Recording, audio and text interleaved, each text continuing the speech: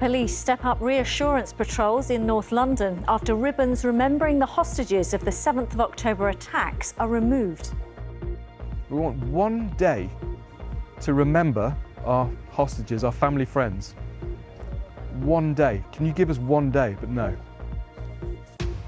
Well, on this second anniversary, we'll also hear from Londoners across the board, continually calling for peace. Also on the programme,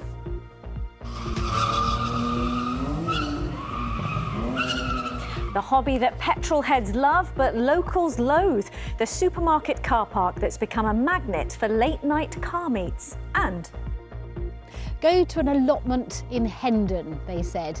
Well, I can tell you, I was not expecting this, and I can quite understand why it has just won a coveted award.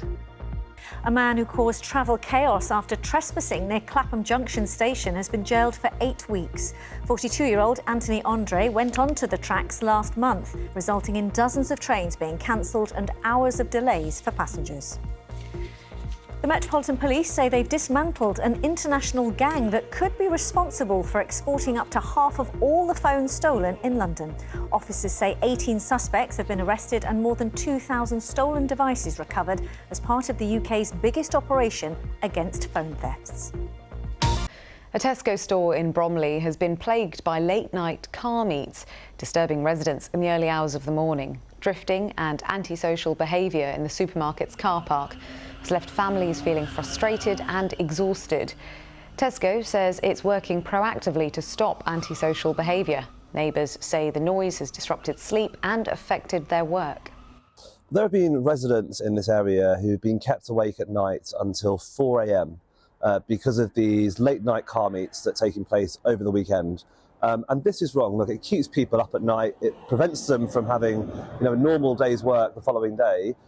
1,000 people have signed a petition to end it. And what we've asked Tesco to do is to install a permanent barrier at the entrance to the car park, which will put an end to it once and for all. Hillingdon Council has approved plans to transform a West London retail park into a large data centre campus.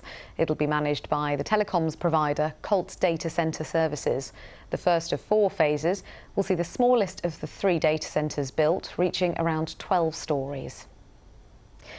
For the past 2 years, activists have been joined by Jewish Londoners in calling for peace in the Middle East. The Standing Together movement organises anti-war demonstrations and direct action in Israel. Members include Jews and Palestinians. One woman has just returned from Israel, where she met up with other peace activists. And it's nice to be able to do something in a social, public space and kind of spread that message to people as well, because I think, part of it is about change and the politics, and part of it is just about people and humanity, and that we need that here now as well.